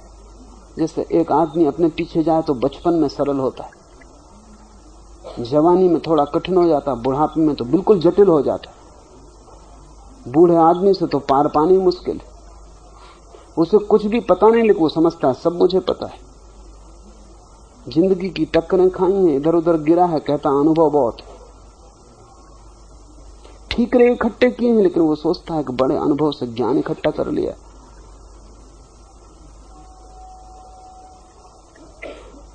बच्चा सरल, वो सतयुग है। बूढ़ा बहुत जटिल, वो कलयुग है। और बूढ़े की मूर्छा बढ़ती जाती, बढ़नी ही चाहिए क्योंकि मौत करीब आ रही। बच्चे का होश ताजा होता है क्योंकि अभी जीवन का स्रोत बहुत करीब है। बच्चा अभी परमात्मा से निकली लहर की भांति है, बूढ़ा धूल से भर गया, परमात्मा में गिरने के करीब है। बच्चा ताजा फूल है, बूढ़ा मुरझा गया, जाने के करीब है, जीवन ऊर्जा क्षीण हो रही। कलयुग का अर्थ है ऐसा समय जब अंत करीब आ रहा है, जिंदगी बूढ़ी हो गई। उस कलयुग में तो गुरु के बिना बिल्कुल ना हो सकेगा, क्योंकि तुम हर हालत में अपने अहंकार से भर जाओगे। जब तुम छोटे छोटे काम करके अहंकार से भर जाते हो तो तुम साधना करके कैसे ना भरोगे? तुमने एक छोटा सा मकान बना लिया है, तुम अकड़े फिरते हो। कि तुमने एक तिजोरी भर ली, तुम अकड़े फिरते हो। जब तुम परम धन की खोज में जाओगे तो तुम्हारी अकड़ तो बहुत हो जाएगी। तो जो आदमी मंदिर जाता है, मस्जिद जाता है, उसकी अकड़ देखो, वो सब की तरफ देखता है कि तुम सब नरक में पड़ोगे, सड़ोगे। मैं मंदिर जाता हूं रोज, तुम सब भ्रष्ट पापी। वो जो आदमी राम नाम ले लेता है वो समझता है कि बस स्वर्ग का द्वार उसके लिए निश्चित हो गया और से सब नरक में पड़ने वाले। मूर्छा जितनी होगी उतनी गुरु की जरूरत है। इसको तुम ऐसा समझ लो, जितनी तुम्हारे जीवन में निद्रा हो उतना गुरु जरूरी, जितने तुम्हारे जीवन में जागृति हो उतना गुरु कम जरूरी। अगर तुम परिपूर्ण जागरूक हो, गुरु की बिल्कुल जरूरत नहीं। अगर तुम बिल्कुल सोए हो तो तुम अपने आप जगोगे कैसे? कोई तुम्हें हिलाएगा तो ही तुम जग सकते हो, तब भी डर है कि तुम करवट लेके सो जाओगे।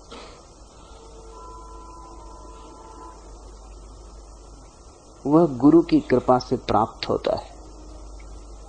आदि सच, जुगादि सच, है भी सच, नानक होसी भी सच। वह आदि में सत्य है, युगों के आरंभ में सत्य है, अभी सत्य है। नानक कहते हैं वह सदा सत्य है, भविष्य में भी सत्य है। सत्य और असत्य की यही परिभाषा है। असत्य वो जो कभी नहीं था, अब है और कभी फिर नहीं हो जाएगा। असत्य का अर्थ है दो छोरों पर जो नहीं और बीच में है। सपना, सुबह तुम उठे तब खो गया, रात तुम जब सोए तब नहीं था। इसलिए तो सुबह तुम कहते हो सपना झूठा था, सच नहीं, क्योंकि सांझ नहीं था, सुबह फिर नहीं है। तुम्हारा ये शरीर एक दिन नहीं था, एक दिन फिर नहीं हो जाएगा। ये शरीर झूठा है। क्रोध आया, एक क्षण पहले नहीं था और घड़ी भर बाद फिर चला जाएगा। ये क्रोध सपना है, ये सच नहीं। जो सदा है वही सत्य है। और अगर तुम इसको धारणा को गहरे ले जाओ तो तुम्हारे जीवन में रूपांतरण हो जाएगा। उससे बहुत ज्यादा ग्रसित मत होना जो बदलता है। तुम उसी की तलाश करना जो अबदला, सदा स्थायी और स्थिर। कौन है तुम्हारे भीतर जो कभी नहीं बदलता? उसको ही खोजो। जरूर वो तुम्हारे भीतर है, क्योंकि सब बदलाहट उसी पे होती है। जैसे गाड़ी का चाक चलता है तो एक कील पे चलता है जो ठहरी रहती, चाक चलता रहता है, कील ठहरी रहती। तुम कील को अलग कर लो, चाक फौरन गिर जाएगा। जो परिवर्तन हो रहा है वो भी शाश्वत के ऊपर हो रहा है। कील आत्मा की ठहरी हुई है, शरीर का चक्र घूम रहा है। जैसे ही कील अलग हुई चाक गिर जाता है। नानक कहते हैं आदि सच, जुगादि सच, है भी सच, नानक होसी भी सच। वही सत्य है, वही एक, क्योंकि वो पहले भी था, अभी भी है, कल भी होगा, सदा रहेगा, और से सब सपना है। ये एक वचन अगर तुम्हारे मन में गहरा बैठ जाए, जब क्रोध आए तब दोहराना अपने मन में, आदि सच, जुगादि सच, है भी सच, नानक होसी भी सच। घृणा आए, लोभ आए, दोहराना। और ध्यान रखना कि जो अभी नहीं था, अभी हुआ, सपना है, खो जाएगा। इसमें ज्यादा ग्रसित होने की जरूरत नहीं, साक्षी भाव रखना। धीरे धीरे तुम पाओगे कि व्यर्थ अपने आप गिरने लगा, क्योंकि तुम्हारे उससे संबंध टूट गए और सार्थक का जन्म होने लगा, शाश्वत उठने लगा, संसार खोने लगा।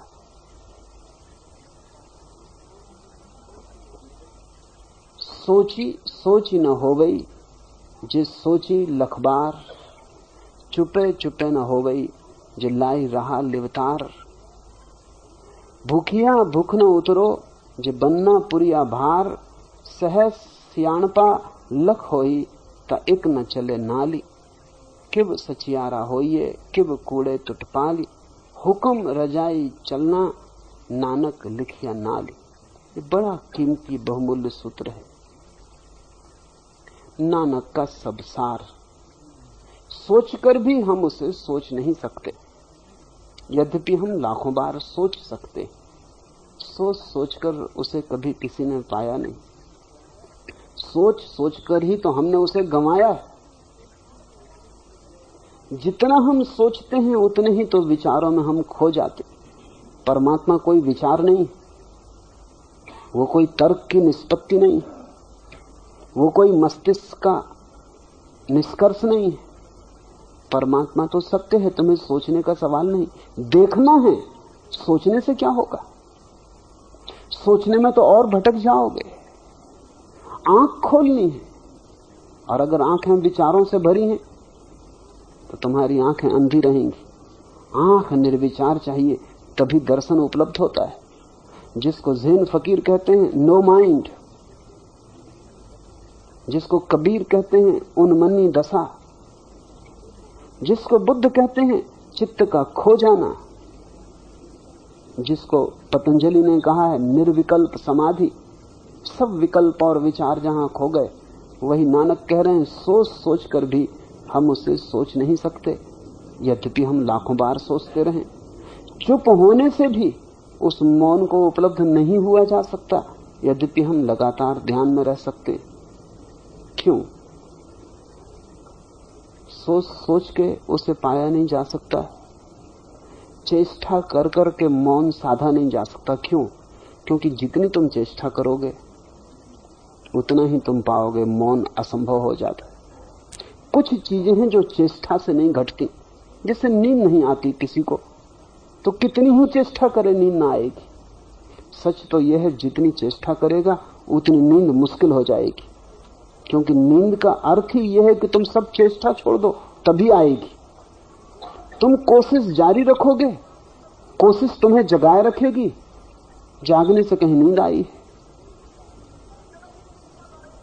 कोई उपाय नींद लाने का नहीं, क्योंकि नींद आती तब है जब तुम निरुपाय हो जाते हो। जब तुम कोई उपाय नहीं करते, पड़े हो बिस्तर पर निरुपाय, तभी नींद आ जाती। तुम अपने को जबरदस्ती कैसे मौन करोगे? तुम बैठ सकते हो, शरीर को साध सकते हो पत्थर की मूर्ति की तरह, भीतर मन उबलता रहेगा। नानक एक मुसलमान नवाब के घर मेहमान थे। नानक को क्या हिंदू क्या मुसलमान,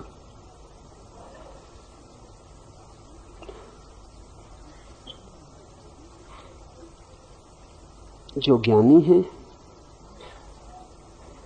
उसके लिए कोई संप्रदाय की सीमा नहीं। उस नवाब ने नानक को कहा कि अगर तुम सच ही कहते हो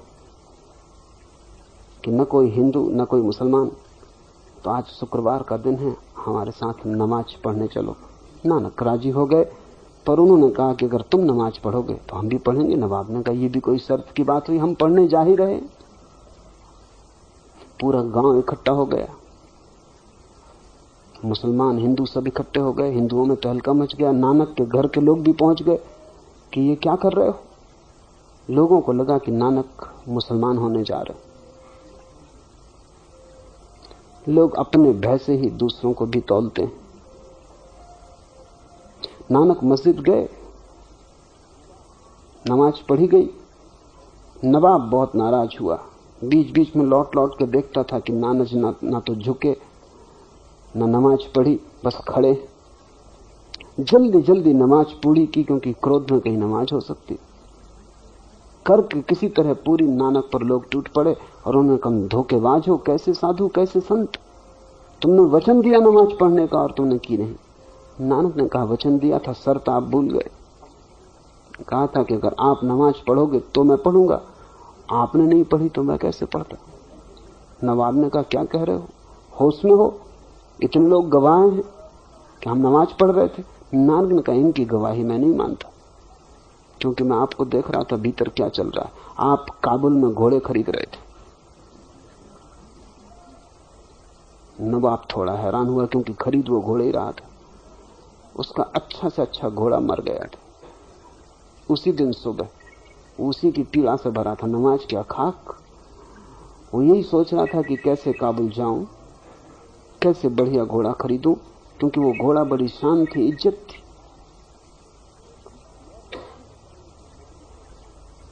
और नानक ने कहा, ये जो मौलवी है तुम्हारा, जो पढ़वा रहा था नमाज, ये खेत में अपनी फसल काट रहा था। और ये बात सच थी। मौलवी ने भी कहा कि बात तो ये सच है, फसल पक गई और काटने का दिन आ गया, गांव में मजदूर नहीं मिल रहे और चिंता मन पे सवार है।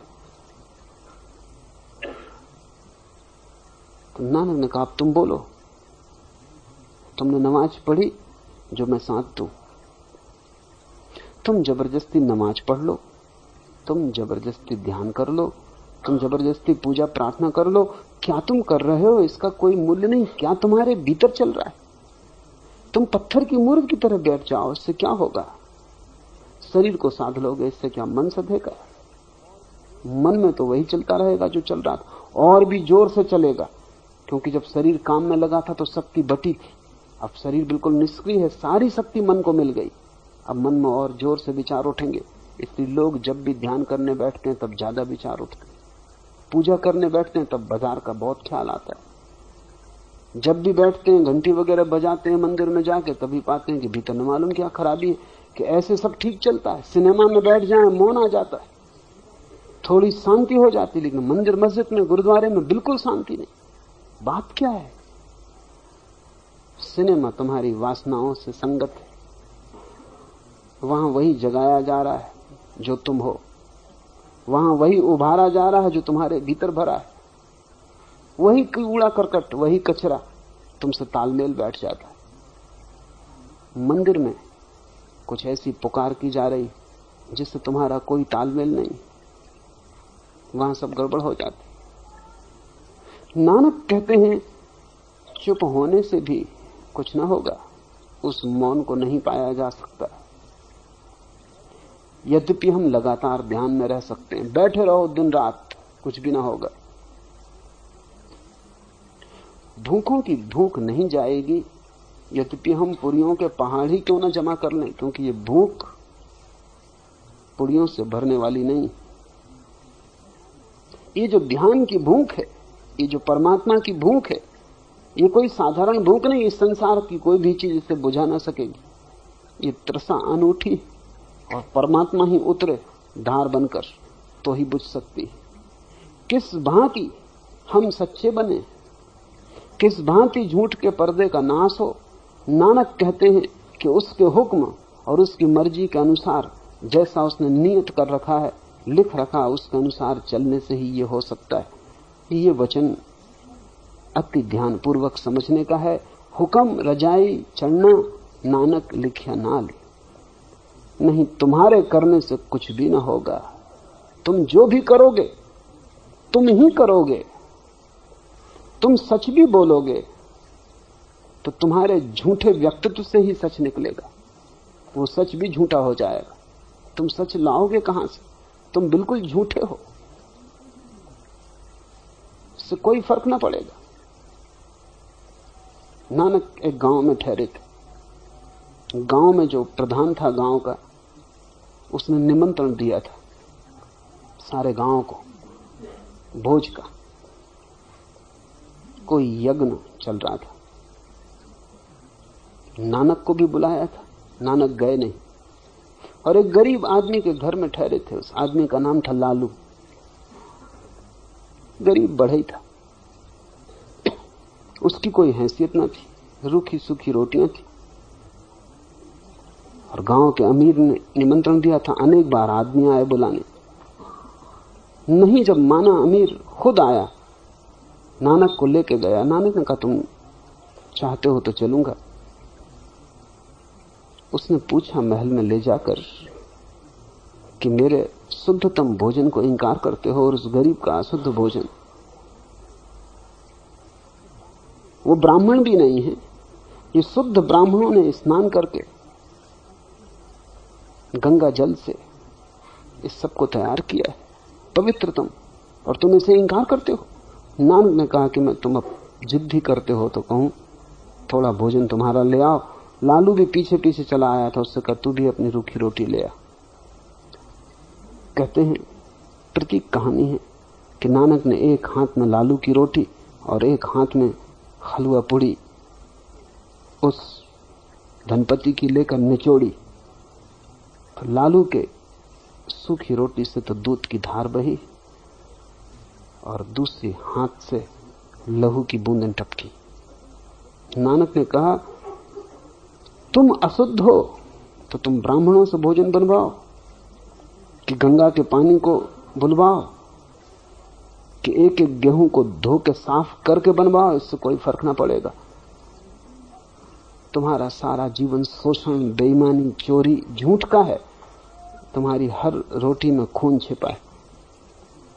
खून निकला या नहीं ये सवाल महत्वपूर्ण नहीं है, लेकिन बात तो सच है। तुम कैसे सच्चे होगे? तुम ही तो सच्चे होगे ना, कौन उपाय करेगा? तो नानक कहते हैं तुम्हारे किए कुछ भी ना होगा।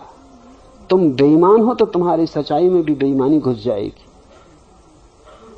तुम सच भी ऐसा बोलोगे कि जब तुम्हारी बेईमानी को उससे फायदा होता हो। तुम सच भी इस ढंग से बोलोगे कि दूसरे को दुख पहुंचे। तुम ऐसे सच की तलाश करोगे जिससे दूसरे के हृदय में छुरा। तुम झूठ से लोगों को नुकसान पहुंचाते थे, तुम सच से भी नुकसान पहुंचाओगे। तुम जो भी करोगे वो गलत होगा, क्योंकि तुम गलत हो। उपाय क्या है? तो नानक कहते हैं उपाय एक ही है उसके हुक्म और उसकी मर्जी के अनुसार सब उस पर छोड़ दो। जैसा वो जिलाए जियो, जैसा वो कराए करो, जहां वो ले जाए जाओ। उसका हुक्म तुम्हारी एकमात्र साधना हो जाए। तुम अपनी मर्जी हटाओ, उसकी मर्जी को आने दो। तुम स्वीकार कर लो, जीवन जैसा हो परमात्मा ने दिया है वही जाने। तुम इंकार मत करो, दुख आए तो दुख को भी इसकी मर्जी और अहोभाव रखो, धन्य भाव रखो कि अगर उसने दुख दिया है तो जरूर कोई राज होगा, कोई अर्थ होगा, कोई रहस्य होगा। तुम शिकायत मत करो, तुम धन्यवाद से ही भरे रहो। वो तुम्हें जैसा रखे, गरीब तो गरीब, अमीर तो अमीर, सुख में तो सुख में, दुख में तो दुख में, एक बात तुम्हारे भीतर सतत बनी रहे कि मैं राजी हूं, तेरा हुक्म मेरा जीवन है। और तब तुम अचानक पाओगे कि तुम शांत होने लगे। जो लाख ध्यान में बैठ के नहीं होता था, वो उसकी मर्जी पे सब छोड़ देने से होने लगा। हो ही जाएगा, क्योंकि चिंता का कोई कारण न रहा। चिंता क्या है कि जैसा हो रहा है उससे अन्यथा होना चाहिए। बेटा मर गया, नहीं मरना था, ये चिंता है। दिवाला निकल गया, नहीं निकलना था, ये चिंता है। जैसा हुआ वैसा नहीं होना था, और जैसा हो रहा है वैसा नहीं होना चाहिए। तुम अपनी मर्जी को थोपने की कोशिश कर रहे हो जीवन पर, यही तुम्हारी चिंता है। फिर इससे तुम परेशान हो। फिर इस परेशानी को भीतर ढोते हुए तुम ध्यान करने बैठते हो। तब तुम खेत में फसल काटोगे, काबुल में घोड़ा खरीदोगे। वो चिंता तुम्हारी जो थी पीछे रहेगी, वो तुम्हारे ध्यान को भी विकृत कर देगा। तब तुम कैसे शांत हो सकोगे? शांति का एक ही गुर है। तुम्हें ठीक समझ में आ जाए तो पूरब की सारी खोज समझ में आ सकती है। पूरब की सारी खोज है लाओसे से लेकर नानक तक कि जो हो रहा है उसे स्वीकार कर लो। Total acceptability. इसका पुराना नाम भाग्य, वो शब्द बिगड़ गया। सब शब्द बहुत दिन उपयोग करने से बिगड़ जाते, क्योंकि गलत लोग उपयोग करते हैं, गलत अर्थ जुड़ जाते हैं। अब तो किसी की निंदा करनी हो तो कह दो कि भाग्यवादी, लेकिन भाग्य, यही तो अर्थ है भाग्य का। कि नानक कहते हैं, हुक्म रजाई चढ़ना नानक लिखिया नाल। जो लिखा है वो होगा, न लिख रहा है वही होगा। अपनी तरफ से कुछ भी करने का उपाय नहीं, कोई परिवर्तन नहीं हो सकता। फिर चिंता किसको, फिर बोझ किसको? जब तुम बदलना ही नहीं चाहते कुछ, जब तुम उससे राजी हो, उसकी मर्जी में राजी हो, जब तुम्हारी अपनी कोई मर्जी नहीं, तब कैसी बेचैनी,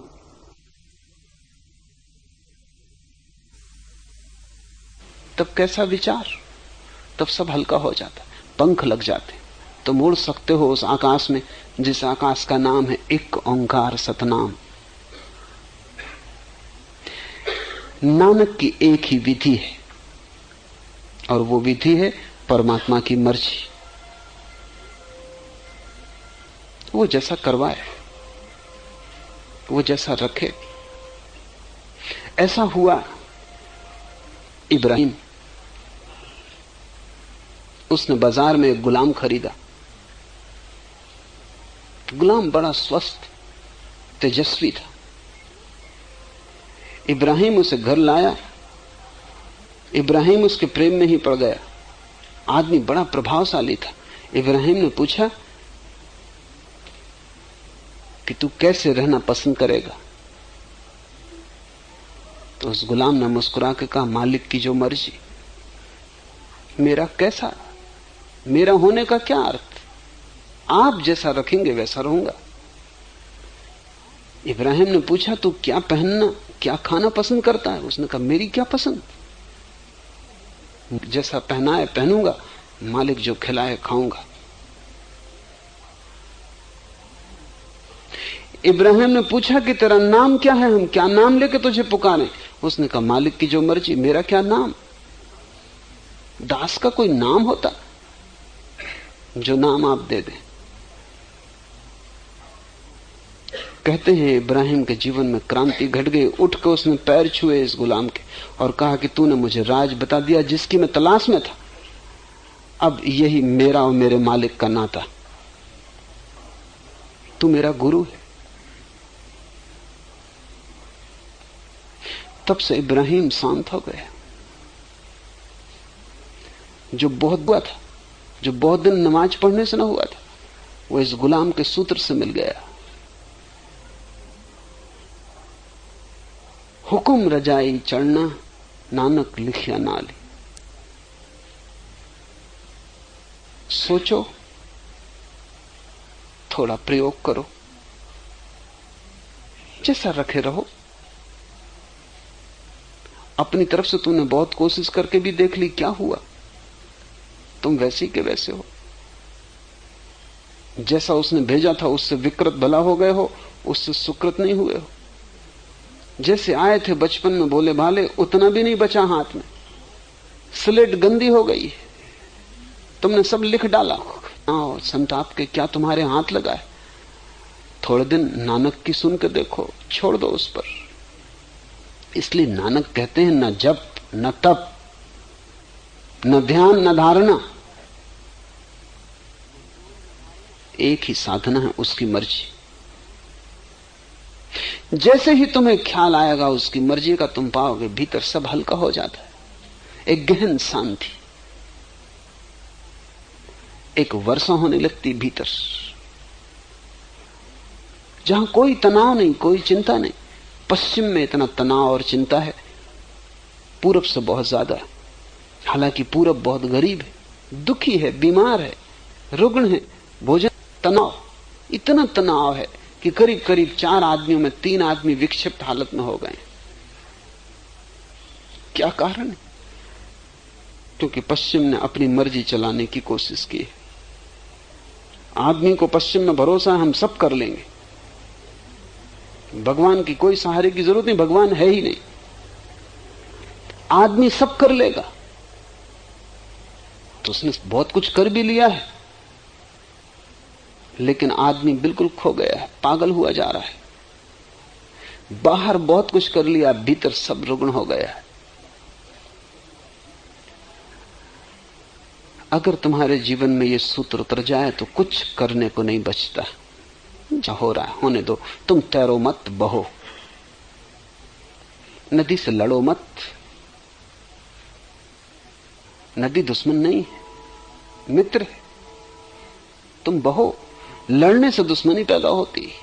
और जब तुम उल्टी धार तैरने लगते हो, तब नदी तुमसे संघर्ष करने लगती। तुम सोचते हो नदी मुझसे दुश्मनी ले रही। नदी को क्या दुश्मनी? नदी को तुम्हारा पता भी नहीं, तुम अपने ही हाथ उल्टी धारा बह रहे हो। तुम्हारी मर्जी यानी उल्टी धारा, अहंकार यानी उल्टी धारा, उसकी मर्जी, तुम धारा के साथ एक हो गए।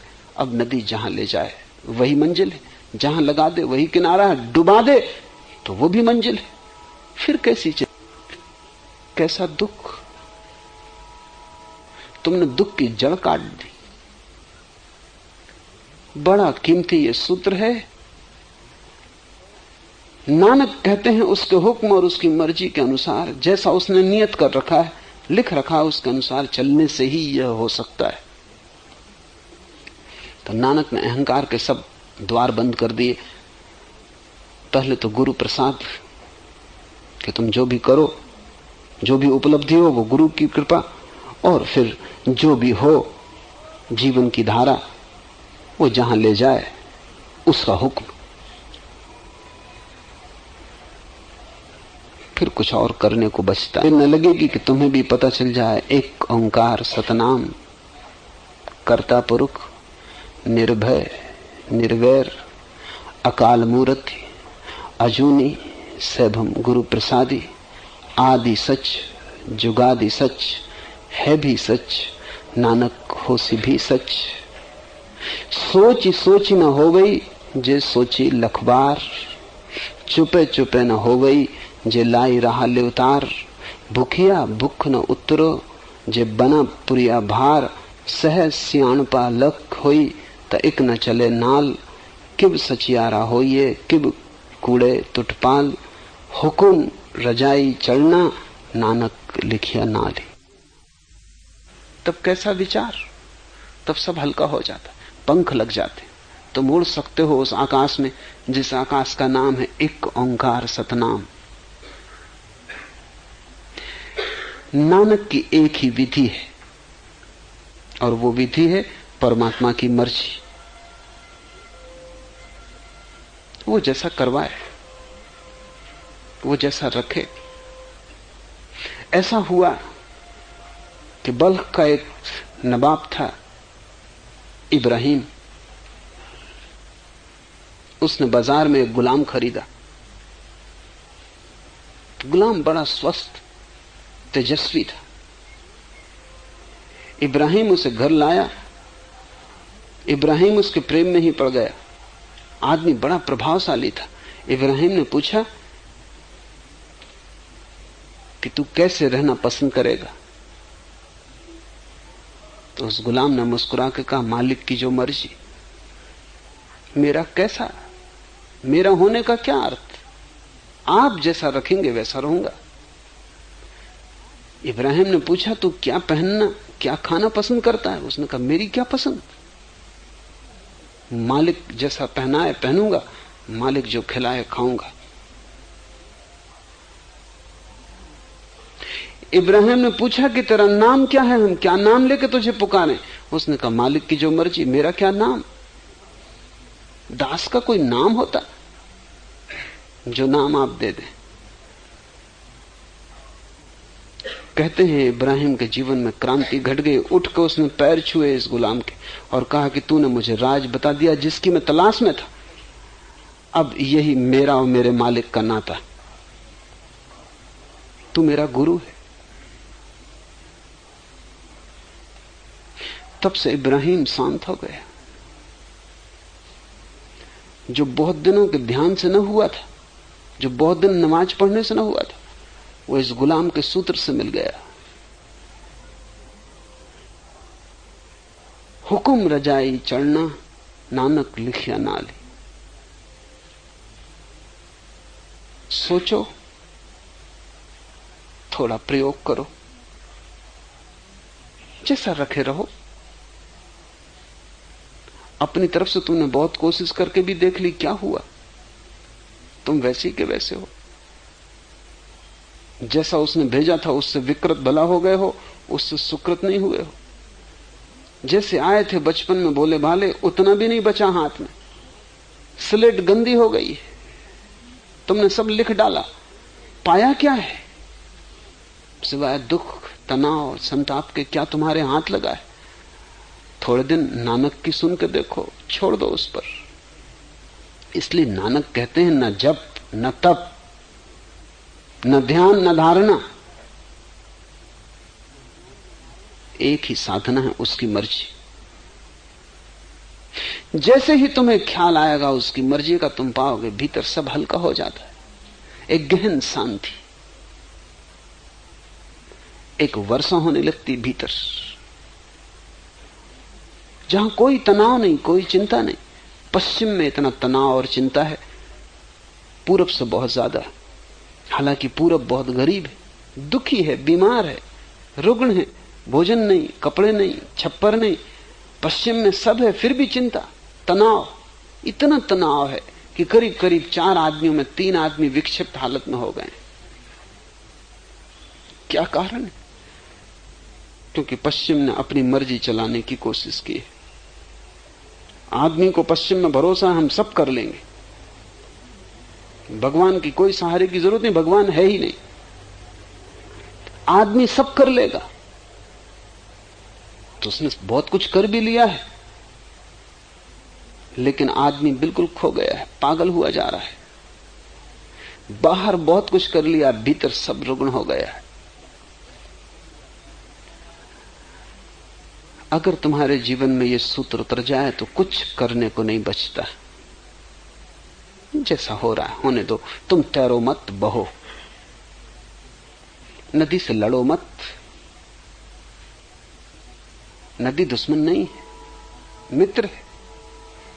तुम बहो, लड़ने से दुश्मनी पैदा होती है। और जब तुम उल्टी धार तैरने लगते हो तब तुम नदी तुमसे संघर्ष करने लगती। तुम सोचते हो नदी मुझसे दुश्मनी ले रही।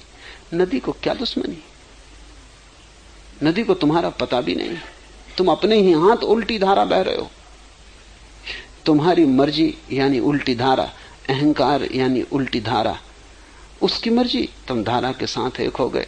अब नदी जहां ले जाए वही मंजिल है, जहां लगा दे वही किनारा है, डुबा दे तो वो भी मंजिल है। फिर कैसी चिंता, फिर कैसा दुख?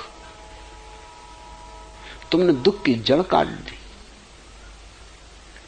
बड़ा कीमती ये सूत्र है। नानक कहते हैं उसके हुक्म और उसकी मर्जी के अनुसार, जैसा उसने नियत कर रखा है, लिख रखा है, उसके अनुसार चलने से ही यह हो सकता है। तो नानक ने अहंकार के सब द्वार बंद कर दिए। पहले तो गुरु प्रसाद कि तुम जो भी करो, जो भी उपलब्धि हो वो गुरु की कृपा, और फिर जो भी हो जीवन की धारा, वो जहां ले जाए उसका हुक्म। फिर कुछ और करने को बचता नहीं। और तब ज्यादा देर न लगेगी कि तुम्हें भी पता चल जाए एक ओंकार सतनाम, कर्ता पुरुष, निर्भय निर्वैर, अकाल मूर्ति, अजूनी सैभम गुरु प्रसादी, आदि सच जुगादि सच, है भी सच नानक होसी भी सच। सोच सोची न हो गई जे सोची लखबार, चुपे चुपे न हो गई जे लाई रहा ले उतार। भूखिया भूख न उतरो जे बना पुरिया भार, सहज सियाणपा लख होई त इक न चले नाल। किब सचियारा होइए किब कूड़े तुटपाल, हुकुम रजाई चढ़ना नानक लिखिया नाली। आज इतना ही।